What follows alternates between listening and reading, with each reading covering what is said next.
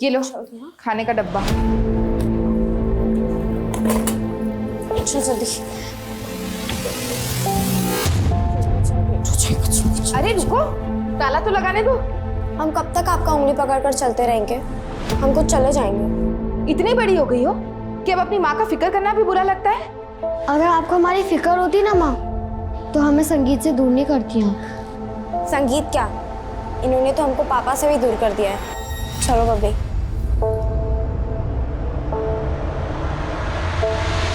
बच्चों के मन में जो बात घर कर जाती है ना मालती जी, उनको बदलना बहुत मुश्किल होता है।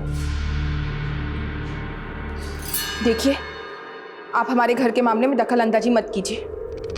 हम तो सिर्फ इसलिए कह रहे थे कि हम भी एक पिता हैं, सोचा आपको सलाह दे दें। और ये रहा आपके दूध के पैकेट। आपका किराया कल हम आपको दे देंगे। सुनिए, चाय पियेंगे?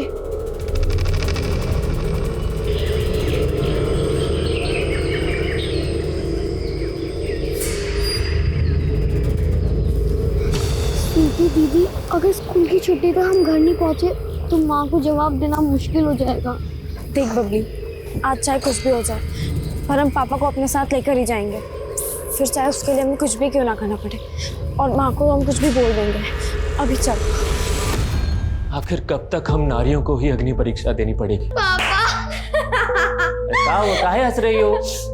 पापा अपनी ये साड़ी क्यों पहन रखी है? अरे का बताए बिटुआ, हमारी जो नाटक वाली अभिनेत्री है ना, वो पड़ गई है बीमार।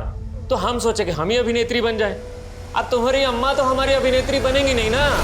हम अभिनेत्री बन जाए? पापा, हम दोनों ने सोचा है कि बबली सिंगर बनेगी और हम एक्ट्रेस। अच्छा, और अभी जो आप बोल रहे थे ना, हाँ? वो सब हमने याद कर लिया है। हम आपको करके दिखाएं? हाँ चलो पापा, देखते चलो। हाँ बेटा, सुनाओ। आखिर कब तक हमको अग्नि परीक्षा देनी पड़ेगी? क्या एक नारी का संसार में यही अस्तित्व है? कैसा किया? शाबाश! अरे ये दोनों बिटियां हमारी देखना नाम रोशन करेंगी।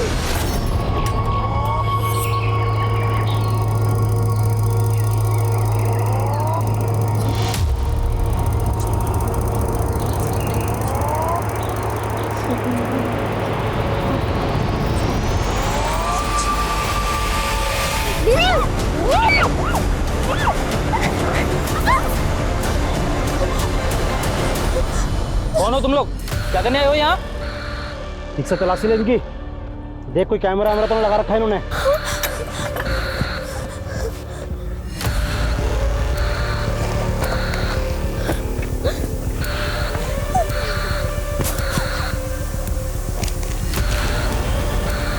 इसमें तो नक्शा है। कहाँ से आया नक्शा तुम्हारे पास? किसने भेजा जासूसी करने के लिए? देखिए, हम कोई जासूस नहीं है, हम बस हमारे पापा को ढूंढने आए। आप प्लीज हमें यहाँ से जाने दीजिए। नमस्ते दीदी। क्या हो रहा है यहाँ पे? बुरा मत मानिएगा मालती जी, पर आपने खुद ही अपने पैरों पे अपने हालात की कुल्हाड़ी दे मारी। आपको ये सिंदूर, ये मंगलसूत्र उतार के फेंक देना चाहिए और बोल देती सबको कि मर गया हो, तो आपकी बेटियां इस पे भरोसा कर लेती। कुलदीप जी, आप हमारी दुविधा को नहीं समझ पाएंगे। लेकिन आपकी बेटियां जो समझ रही हैं वो बहुत हानिकारक है आपके लिए।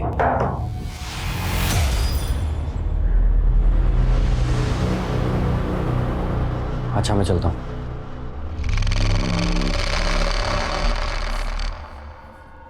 वो मालती जी, हम दीप्ति को स्कूल से घर ला रहे थे, तो ये बोली बबली को किताब लौटाना है। वो चाची, आज बबली और स्वीटी दीदी स्कूल नहीं आए ना, तो सोचा ये किताब बबली को देते हुए चली जाती हैं। ये क्या बोल रही हो दीप्ति? वो दोनों तो सुबह स्कूल के लिए निकले थे। नहीं चाची, वो दोनों तो स्कूल आए ही नहीं थे।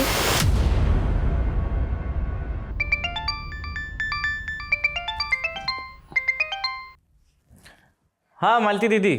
मधुकर, स्वीटी और बब्बी तुम्हारे यहाँ आए क्या? नहीं तो वो दोनों यहाँ पर नहीं आई। सुबह स्कूल के लिए निकले थे दोनों, लेकिन स्कूल पहुंचे नहीं और कहीं मिल भी नहीं रहे हैं। क्या? देखो, हम लोग वहाँ पर अभी पहुँचते हैं, आप घबराइए नहीं।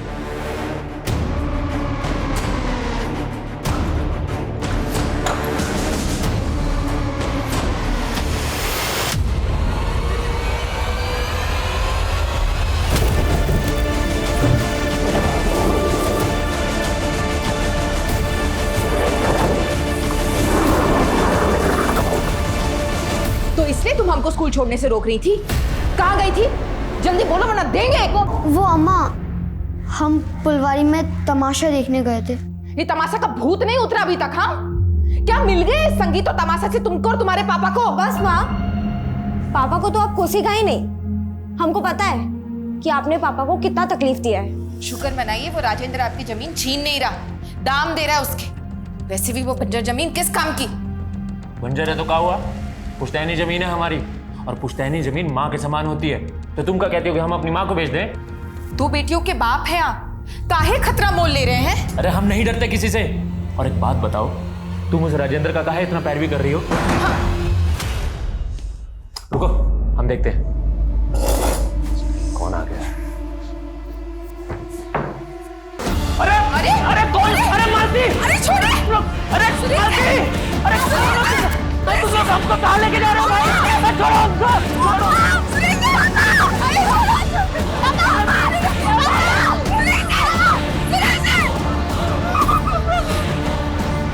बेटा तुम दोनों हमको गलत समझ रही हो। तुम्हारे पापा हमारी वजह से तुमसे दूर नहीं हुए। और अगर तुमको ऐसा लगता है कि हमने तुमको संगीत से दूर कर दिया है तो हम बदल जाते हैं। रुको रुको,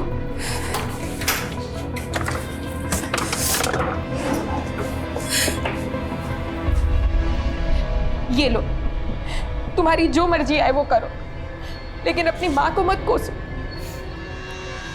वैसे नाटक तो आप भी बहुत अच्छा कर लेती हो माँ। चल बबली।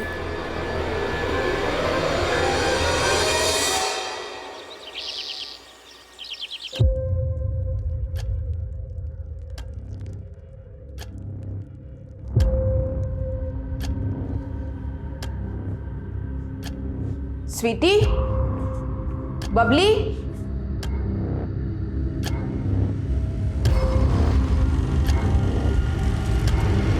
स्वीटी,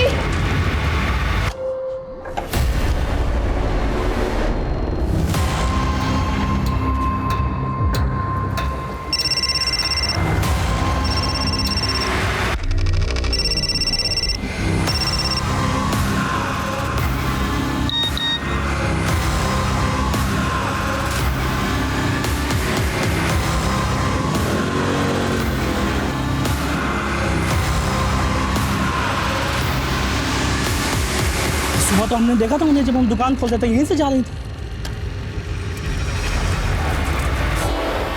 अबे क्या? पीछे ले, पीछे ले। आग दिखा रही है अभी। वो जमींदार राजेंद्र जी के बेटे रतन का सर खोल दिया था बबली ने। वही गुस्से में गया था उनके पीछे।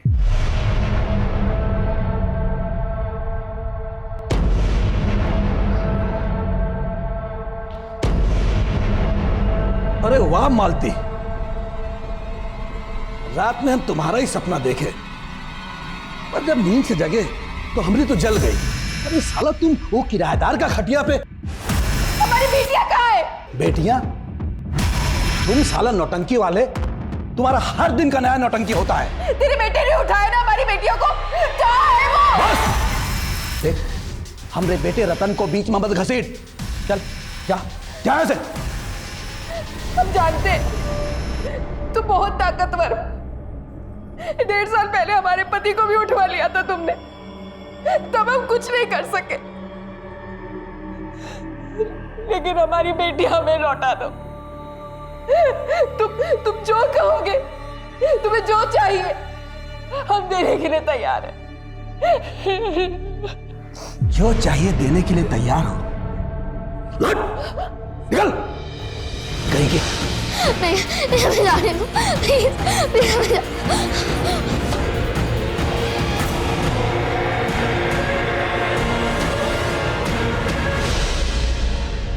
तुम तो पीछे ही पड़ गई राजेंद्र के। 1.5 साल पहले भी तुम्हारे आरोप साबित नहीं हो पाए थे। ना तुम्हारे पास कोई सबूत था, ना कोई गवाह। लेकिन साहब, तो सोलंकी जी ने राजेंद्र के बेटे को हमारी बच्चों का पीछा करते हुए देखा है। आप उनसे पूछ लीजिए। राजेंद्र के बेटे रतन ने ही गायब किया हमारी बच्चियों को। हाँ बाबा। कहाँ है तू? ठीक है, हम बात करते हैं। का इंस्पेक्टर, अरे किस सोलंकी के बयान पर भरोसा कर लिया? अरे हमरे बेटे को नहीं, वो कमीना किसी और को देखा होगा। तो फिर आपका बेटा रतन कहाँ गायब है? अरे गायब नहीं है, शहर गया है। उसका इस केस से कुछ लेना देना नहीं है। तुम फिर उस गलत औरत का बात पर भरोसा कर लिए। तुम उसके गेम को समझ नहीं पा रहे हो। गेम? कैसा गेम? 2 महीना पहले वो एक किराएदार रखे थे, दुनिया की नजरों में धूल झोंकने के लिए। असल में वो किराएदार उसका प्रेमी है। अब उसके लिए पहले वो अपने पति को गायब की और अब अपनी बेटियों को। अब तुमको हमारे बात पर भरोसा नहीं है ना, तो जाके पूछ लो पड़ोसियों से कि उनके बीच में क्या चल रहा है।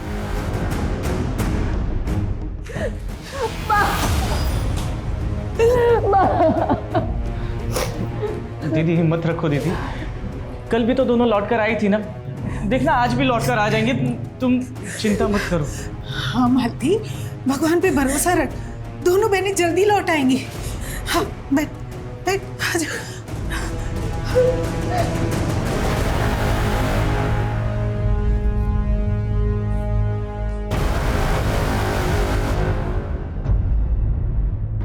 हम तुमसे प्यार करने लगे हैं बबली, लेकिन तुम्हारे सामने बोलने की हिम्मत नहीं होती।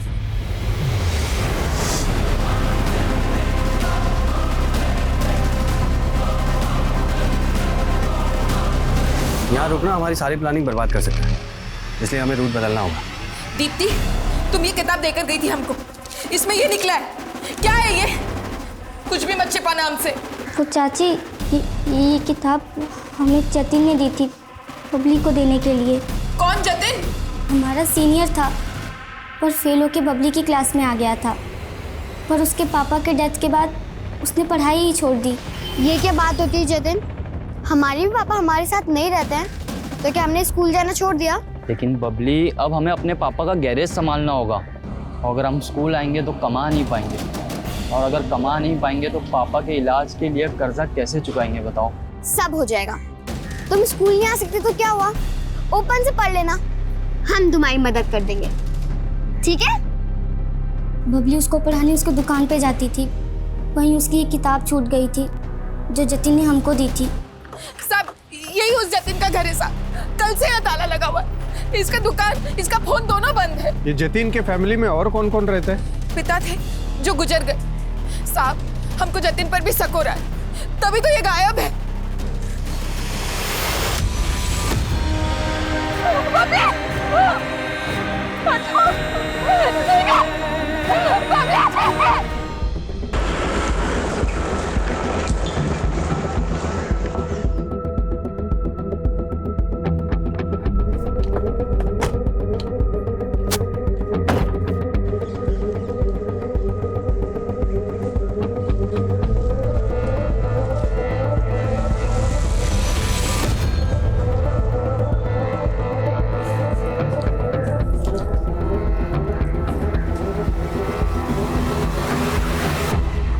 सर, ये ज़मीन स्वीटी और बबली के पिता सुरेश के नाम है, जो 1.5 साल पहले सस्पिशियस सर्कमस्टांसेस में गायब हो गया था। सुरेश की पत्नी ने इल्ज़ाम लगाया कि राजेंद्र ने सुरेश को अगवा करके ये ज़मीन अपने नाम करके उसे कहीं मार के फेंक दिया, लेकिन उसकी लाश अभी तक कहीं नहीं मिली।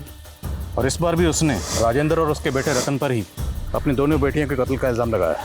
किसी सोलंकी नाम के आदमी ने गवाही दी थी कि उसने रतन को इन दोनों लड़कियों के पीछे जाते देखा था, लेकिन लोकल पुलिस ने उसकी गवाही खारिज कर दी। तुमने तो बताया था उस समय तुमने चश्मा नहीं पहना था। हाँ सर। लोकल पुलिस मान रही थी कि वो रतन की बजाय कोई और भी हो सकता है, लेकिन रतन कहाँ गायब है ये अभी तक लोकल पुलिस पता नहीं लगा पाई, और ना ही उस जतिन को ढूंढ पाई है जिसका लव लेटर बबली की नोटबुक में मिला था। दोनों को ढूंढने में लग जाओ, तब तक मैं जरा इस राजेंद्र से मिलता हूँ। एंटीसिपेटरी बेल लेकर आप गिरफ्तारी से तो बच गए, पर पूछताछ से नहीं बच पाएंगे। पूछिए जो भी पूछना है, ताकि सच्चाई बाहर निकले, हमको भी तो पता चले कि कौन हमको फंसाना चाहता है। अगर आप वाकई चाहते हैं कि सच्चाई बाहर निकले तो अपने बेटे को बाहर निकालिए। क्यों छुपा रखा उसे? छुपाया नहीं है साहब, उसको किसी ने गायब किया है केस को उलझाने के लिए। गायब तो 1.5 साल पहले बबली और स्वीटी के फादर सुरेश को भी किया गया था, तब भी उसका इल्जाम उसकी बीवी मालती ने आप पर लगाया था। साहब तब भी वो झूठ बोली थी हमको फंसाने के लिए। साहब हमको पूरा यकीन है वो नीली कलर की गाड़ी इन्हीं की थी, यही उठाए थे सुरेश जी को। इंस्पेक्टर, ये हमसे जमीन का पैसा एडवांस लेकर अपने पति को मना नहीं पाई और अब कुछ भी बक रही है। बक तुम रहे हो। एक मिनट, तुम तो बोल रही थी उन आदमियों के चेहरे ढके हुए थे इसलिए तुम चेहरे देख नहीं पाई। फिर वो राजेंद्र और उनका बेटा ही था, ये दावा तुम कैसे कर सकती हो? उस औरत को दुखियारी समझने का गलती मत कीजिए। वो औरत और उसका आशिक किराएदार मिलकर ये षड्यंत्र रच रहे हैं। वो औरत उसके प्रेम में पड़ के पहले अपने पति को निकल गई और अब अपनी बेटियों को।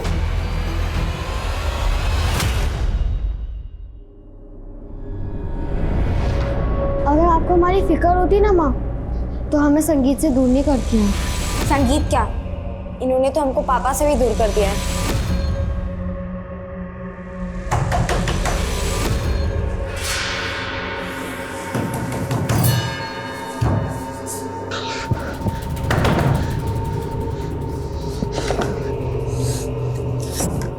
आपसे कहा था ना, आप जाइए यहाँ से। अगर वो उठ गई तो अच्छा नहीं होगा। जाइए, निकलिए यहाँ से, जाइए।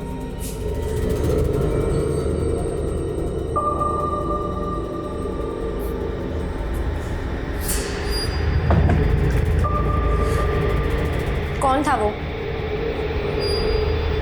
चुप क्यों आप? बोलिए। मालती, बिटिया अब कुछ नहीं रखा यहाँ, तो हमारे साथ चल। हाँ दीदी, इस घर में रहोगी तो इन यादों से कभी निकल ही नहीं पाओगी। हम इस कोप से कभी बाहर नहीं निकल सकते। हमें दोषी है सारी बर्बादी के। हमें कहीं शांति नहीं मिलेगी।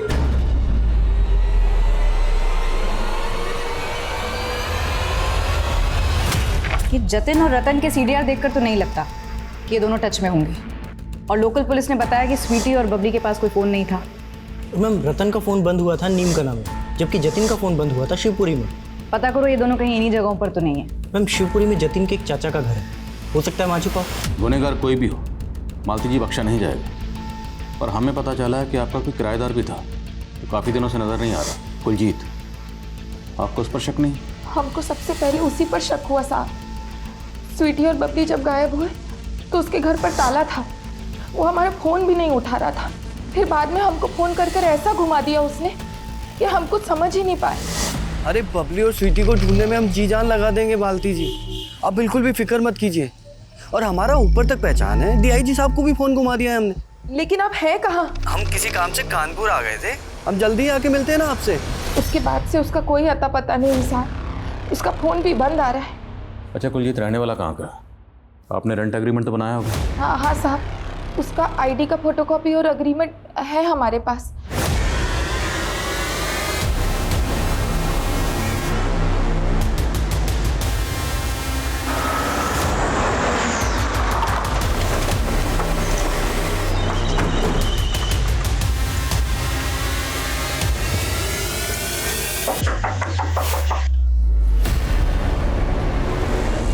चल।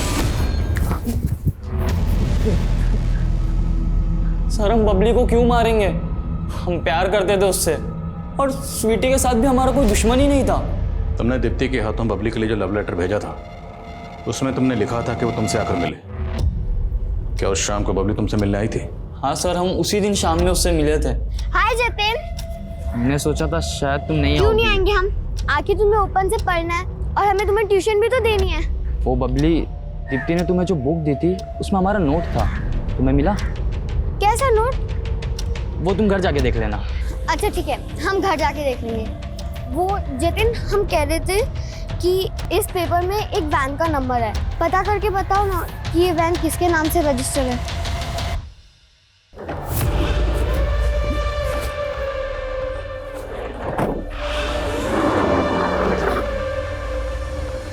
सर, फिर हमें बबली ने बताया कि 1.5 साल पहले उसके पापा को जिस वैन में किडनैप किया गया था, उसे लग रहा था कि वो उसी वैन का नंबर है। तो 1.5 साल पहले बबली ने जो नंबर देखा था वो नंबर उसे याद रहा? नहीं सर, वो बोली उसने उसी दिन बिल्कुल वैसा ही एक वैन देखा था। सर, उसने उसका नंबर नोट कर लिया था, बट उसके बाद हमने पूछा तो वो कुछ नहीं बताई सर। उसके बाद फिर पता चला दोनों बहनें किडनैप हो चुकी है। और सर, उस वक्त मैं अपने चाचा के घर था, तो मैं उस लव लेटर की वजह से डर गया था सर, इसलिए मैं वापस नहीं आया। बबलू ने तो जो नंबर दिया था वैन का, वो नंबर बोल। ये नंबर तो फेक है सर। आरटीओ में इस नंबर का कोई व्हीकल रजिस्टर्ड ही नहीं है। जतिन के बयान के मुताबिक बबली ने नंबर हाल फिलहाल में इसलिए नोट किया था क्योंकि उसे लगता है कि 1.5 साल पहले उसके फादर को इसी वैन में ले जाया गया और ये नंबर फेक है। और ताज्जुब की बात यह है कि बबली को 1.5 साल बाद भी ये नंबर याद है। ताज्जुब की बात तो ये भी है सर कि मालती को इसके बारे में कुछ पता ही नहीं है। अगर जतिन सच कह रहा है तो मतलब साफ वो बच्चियाँ अपने फादर की तलाश कर रही हैं और मुमकिन है कि शायद यही उनके कत्ल की वजह रही। 1.5 साल पुराना सुरेश मिसिंग केस बारीकी से स्टडी करो। सर मालती के किराएदार कुलजीत ने जो रेंट एग्रीमेंट दिया था उस पर जो नेटिव एड्रेस है वो फेक है सर, और उसने जो आधार आईडी दिया था वो भी फेक है सर। फेक? जी सर। और सर हैरानी की बात तो ये है कि उसकी आधार आईडी पे जो नंबर है वो किसी कुलजीत नाम की औरत का आधार नंबर है। अब उनको काम पर लगाओ, पता लगाओ ये कुलजीत सिंह कौन है। सर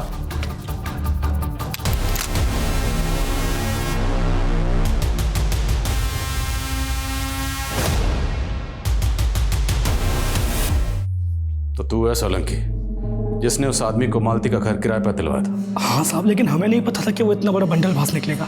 क्या मालूम तू भी उसकी बंडलबाजी में शामिल हो? नहीं साहब, हम तो सिर्फ मालती की मदद करना चाहते थे, लेकिन हम हैरान तो तब हुए जब उनकी बेटी अपना कमरा किराए पे देना ही नहीं चाहती थी। वहाँ उस कमरे से हमारे पापा की यादें जुड़ी हैं। वहाँ पापा रिहर्सल करते थे। हाँ माँ, उस कमरे में हम किसी को नहीं रहने देंगे। कमरा अगर किराए पर नहीं चढ़ाया ना तो घर का खर्चा चलाना मुश्किल हो जाएगा। माँ लेकिन हम कह रहे हैं वहाँ नहीं बस, कुछ नहीं सुनना है हमको। चलो अंदर जाओ। सब बच्चियां गुस्सेल जरूर थी लेकिन बहुत मासूम थी। साहब वो रतन के बारे में तो मैंने तुमसे कुछ पूछा ही नहीं। रतन के खिलाफ बयान देने के लिए तुझे किसी ने पैसे दिए? नहीं साहब, ऐसी कोई बात नहीं है। हमारी आंखें जरूर कमजोर हैं, मगर उस दिन हमने रतन की आवाज़ अच्छे से सुनी थी। बहुत गंद बक रहा था बच्चों के बारे में। हमने कुछ नहीं किया साहब, हमें छोड़ दो। सर वो ओरिजिनल कुलजीत जिसकी आईडी का इस्तेमाल उस किराएदार ने किया था, मैंने उसके बारे में पता लगाया सर। उस कुलजीत की 2 साल पहले डेथ हो चुकी है। मतलब उस किराएदार ने एक मरहूम औरत की आईडी का गलत इस्तेमाल किया? रतन की क्लियर? नहीं सर, फिलहाल कुछ नहीं पता चला। पता लगाओ वो कहाँ है। राजेंद्र को लगता है कि उसके बेटे रतन को कहीं गायब किया गया है, पर पूरे चांसेस हैं कि इसने खुद ही अपने बेटे को कहीं गायब किया हो। सभी रिश्तेदारों और दोस्तों से पता करो, पता लगाओ रतन कहाँ है। सर स्वीटी और बबली की पोस्टमार्टम रिपोर्ट, दोनों की रिपोर्ट में जमीन आसमान का फर्क है। स्वीटी की मौत सर पर चोट लगने से हुई और बबली की स्ट्रैंगुलेशन से। स्वीटी की मौत बबली की मौत से 24 घंटे पहले हो गई थी। बबली का हुआ लेकिन स्वीटी की रिपोर्ट कंफर्म नहीं करती। पर हाँ सर, स्वीटी एक्टिव थी। ये कैसे मुमकिन है? दोनों बहनें एक साथ गायब हुई, एक साथ पेट पर लटकी हुई मिली, फिर दोनों की पोस्टमार्टम रिपोर्ट में इतना फर्क कैसे? और स्वीटी का एक्टिव होना, तो क्या स्वीटी की लाइफ में भी लटका था?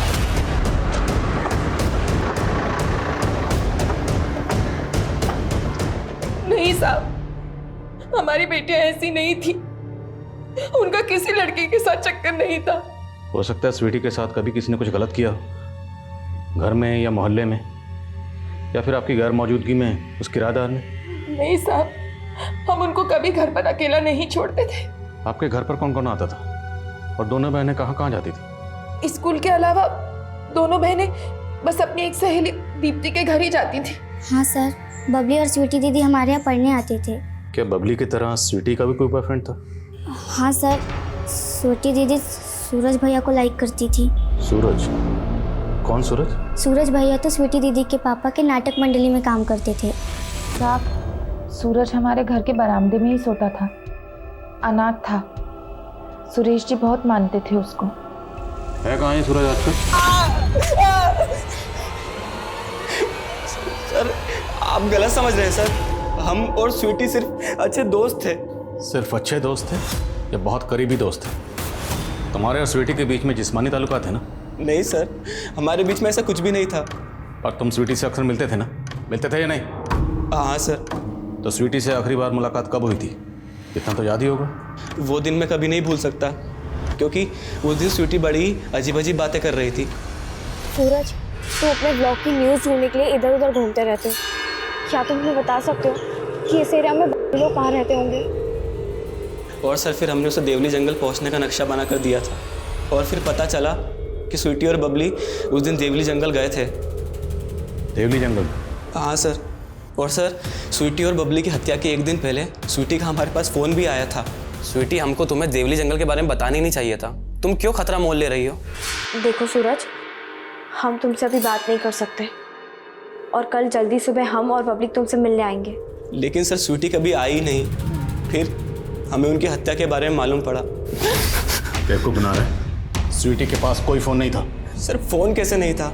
हम तो आए दिन स्वीटी से फ़ोन पर ही बात करते थे। हम झूठ क्यों बोलेंगे साहब? स्वीटी के पास फोन था ही नहीं। स्वीटी के पास फ़ोन था। सूरज ने हमें जो नंबर दिया, हमने पता लगाया, वो नंबर स्वीटी का ही है। लेकिन ये बात आपने हमें नहीं बताई। और भी बहुत कुछ है जो आपने हमें नहीं बताया। क्या नहीं बताया साहब? आपकी बेटियों को लगता था कि आपके पति बागियों के कब्जे में है। ये आपने हमें नहीं बताया। आपकी बेटियां देवली के जंगल में गईं, ये बात आपने हमें नहीं बताई। और बबली ने रिसेंटली एक वैन का नंबर नोट किया था जो कि फेक था, लेकिन ये बात आपने हमें नहीं बताई। और सबसे अहम बात, स्वीटी के पास फ़ोन था, ये आपको कैसे नहीं पता था? नहीं पता चला साहब, क्योंकि वो हमसे बहुत सी बातें छुपाने लगी थी, क्योंकि उनका भरोसा उठ गया था अपनी माँ से। हम अपने आप से हार गए थे साहब, हार गए थे। मालती जी, पहेलियों में बात मत कीजिए, आंसू पोंछिए और मेरे सवाल का जवाब दीजिए। आपके पति सुरेश कहाँ है? साहब, 1.5 साल पहले तक हम यही सोचते रहे कि वो राजेंद्र मार दिया उनको, लेकिन फिर 3 महीने बाद कुछ ऐसा हुआ जिसकी हम कभी कल्पना भी नहीं किए थे।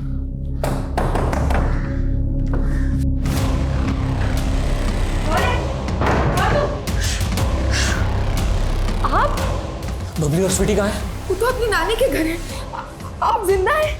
हाँ, हम जिंदा हैं। वो राजेंद्र तो हमको मार नहीं दिया था। अरे, हमसे हमारा पुश्तैनी जमीन तक हड़प लिया, हमसे जबरदस्ती कागज पे अंगूठा लगवा लिया। हमको मार नहीं वाला था, हम तो बस कैसे भी करके बच के भाग गए वहां से। लेकिन अब 3 महीने तक थे कहाँ? प्रतिशोध पाल रहे थे। हमको पता चला मालती कि हम अकेले नहीं हैं, हमारे जैसे और भी सैकड़ों लोग हैं जिनको ये राजेंद्र जैसे पूंजीवादी लोग कुचल देते हैं। लेकिन अब हम बदला लेंगे उनका, उन सब का बदला। हम नहीं चाहते थे कि उनका साया भी बबली और स्वीटी पर पड़े। नहीं मिलने दिया उनको हमने हमारी बच्चियों से। आपसे कहा था ना, यहाँ आना है तो साथ छोड़ना होगा। हमको तुम्हारा प्रवचन नहीं सुना, हम अपनी बेटियों से मिल रहे हैं। हटो यार। और मिलकर क्या कहेंगे उनको कि उनका बाप एक कलाकार से बागी बन गया? आप जाइए यहाँ से, अगर वो उठ गई तो अच्छा नहीं होगा। जाइए, निकलिए यहाँ से, जाइए।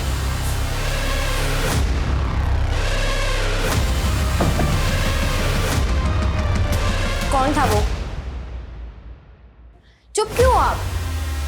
बोलिए। आप पापा को धोखा दे रहे हो। नहीं स्वीटी, वो कोई गैर मर्द नहीं था, तुम्हारे पापा ही थे। अगर वो हमारे पापा थे तो हमसे मिले बिना क्यों चले गए? क्योंकि अब हम उनसे कोई रिश्ता नहीं रख सकते, बागी बन चुके हैं वो।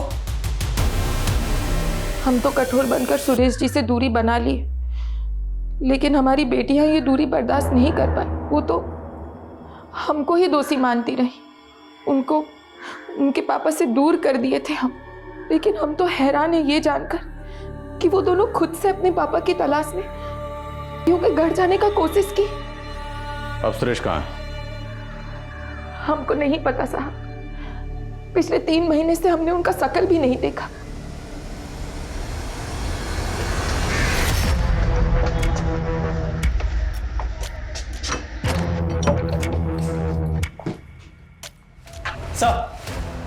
सर, हमारे एक खबरी ने अभी भी एक इन्फॉर्मेशन दी है।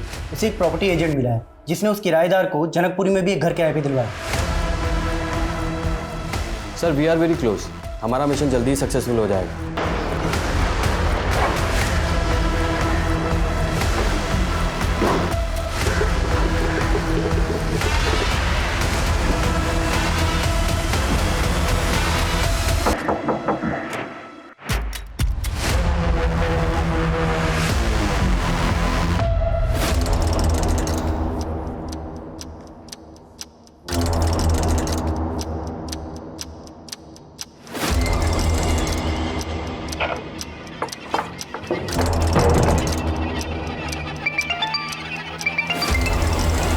Jain sir,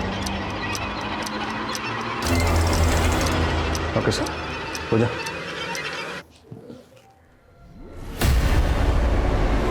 Vinod Sharma, under cover agent हूँ। 6 महीने पहले हमारे सीनियर ऑफिसर अमोद सिंह की कार ब्लास्ट में इस सुरेश का हाथ था।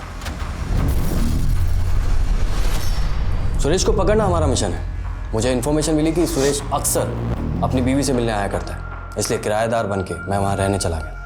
मैंने सोचा उसकी बीवी के जरिए सुरेश के बारे में इन्फॉर्मेशन निकालने की कोशिश करूँ, लेकिन अचानक से उसकी बेटियाँ गायब हो गई। अगर मैं वहाँ रुकता तो लोकल पुलिस मुझे भी इन्वेस्टिगेट करती और ये मेरे मिशन के लिए सही नहीं था, इसलिए मुझे वहाँ से निकलना पड़ा। लेकिन आपके वहाँ रहते हुए सुरेश की बेटियों को किसने किडनैप किया और फिर उनका कत्ल कर दिया? कोई गेस किसने किया होगा?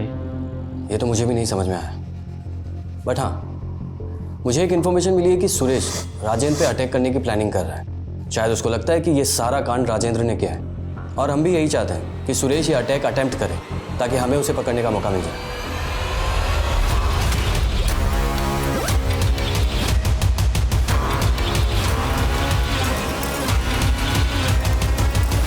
सर सर सर आपको कुछ गलत फहमी हुई है सर।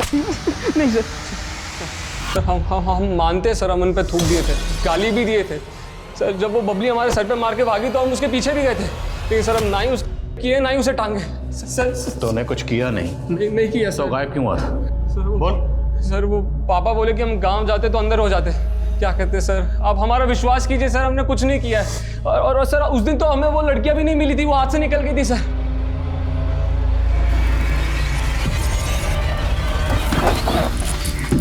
मैडम, वो लड़कियां यहाँ मुड़ गई थी और हम सीधे चले गए थे। उसके बाद क्या हुआ हमें नहीं मालूम।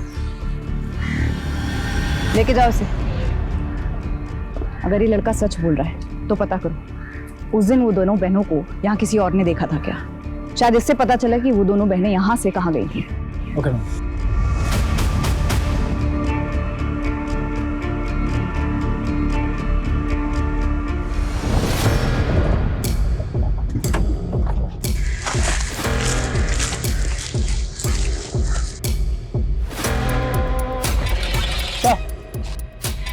उस तरफ एक स्ट्रक्चर है।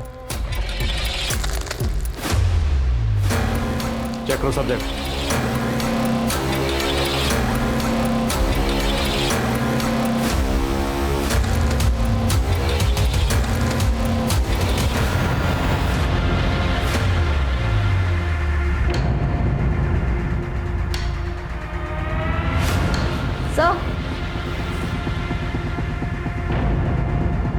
सर, ये तो स्वीटी का फोन है। इस जगह का जो भी मालिक है हाजिर करो उसे। सर बोलो।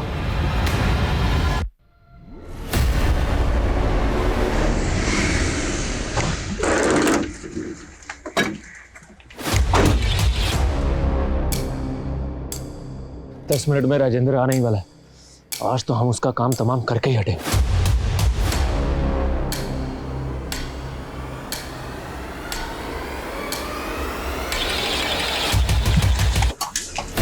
Crime branch. वो राजेंद्र हमारा जिंदगी बर्बाद कर दिया और जबरदस्ती हमारी पुश्तैनी जमीन भी हड़प ली। हम सीधा के पास गए। सब हमारा नाटक मंडली था। हम कभी कभी उनको नाटक दिखाने जाया करते थे, इसलिए हमारा उनसे पहचान था। और जब उनको पूरा बात बताया तो उन्होंने हमारी मदद की, हमको अपने साथ में ही रख लिया साहब। 3 महीने से तुम अपनी बीवी और बच्चियों से मिलने क्यों नहीं आए? साहब क्योंकि सरदार जी की बेटी रजनी हमको पसंद करती थी, हमारी कला की मुरीद थी, तो साहब हम उससे शादी कर लिए। लेकिन साहब हम अपनी बेटियों को मिले बगैर रह ही नहीं पाते थे। उस दिन सुरेश की बेटियां वहाँ आई थी और वो उसे मिलने की जिद करने लगी। अब बता, कौन है तुम्हारा बाप? हमारे पापा का नाम सुरेश है, वो भी आप लोग की तरफ नहीं है। उस वक्त सुरेश नहीं था वहाँ पे।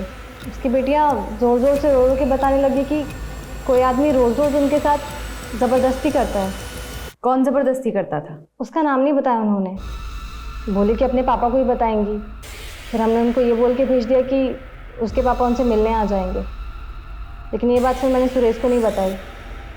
मुझे लगा कि कहीं सुरेश वापस अपनी बेटियों और पहली बीवी के पास वापस ना चला जाए। इसलिए मैंने उसे कुछ नहीं बताया। फिर एक दिन हमने अखबार में पढ़ा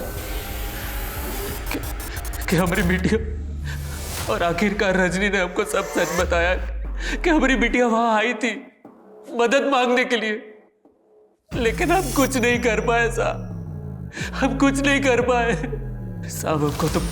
हमको तो लगता है कि ये राजेंद्र और उसका बेटा ही हमारी बेटियों का शोषण किया होगा। हमको पूरा यकीन है साहब कि उन दोनों ने हमारी बेटियों का कत्ल किया होगा साहब। उन दोनों ने नहीं मारा, बबली और स्वीटी के कातिल को ढूंढ लिया हमने। सर, पूछताछ में पता चला था कि स्वीटी और बबली यहाँ कुएं के पास देखी गई थी हत्या वाले दिन। वो यहाँ से आया जाया करती थी। ये भी पता चला कि कुएं के मालिकों से उनका अक्सर झगड़ा होता था। वो बिरादरी की लड़कियाँ आए दिन हमारे कुएं के सामने से गुजर के हमारे ज़मीन को कर देती थी, और साहब उस दिन तो हद ही हो गया। हमारा ही कुआं मिला तुम्हें, रद्द कर दिया। आखिर समझ के क्या रखा है तुमने हमको? हम भी इंसान हैं। इंसान नहीं।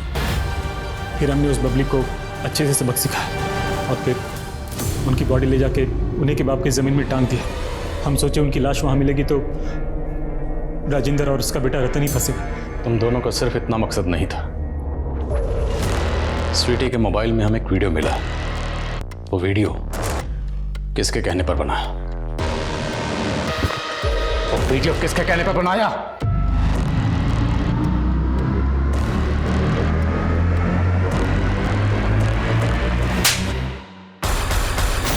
स्वीटी का वीडियो तूने बनाया था ना?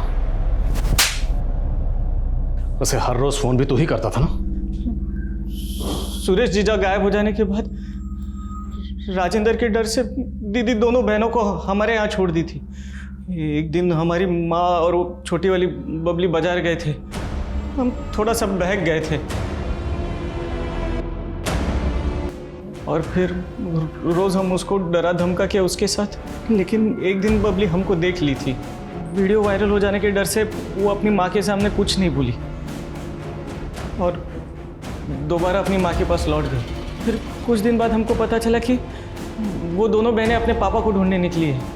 हमें लगा कहीं वो अपने बाप के सामने मुंह ना खोल दे, वरना उनका बाप हमें जिंदा नहीं छोड़ता। मिश्रा हमारा जानकार है। उस दिन उसके हाथ से स्वीटी का मर्डर हो गया था।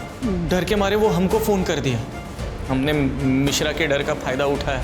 हम नहीं बोला था उनको कि दोनों बहनों को टांग दे, और उसके बदले में हमने कुछ पैसे भी दिए थे मिश्रा को। खुद अपनी सगी भांजी के साथ दुष्कर्म किया।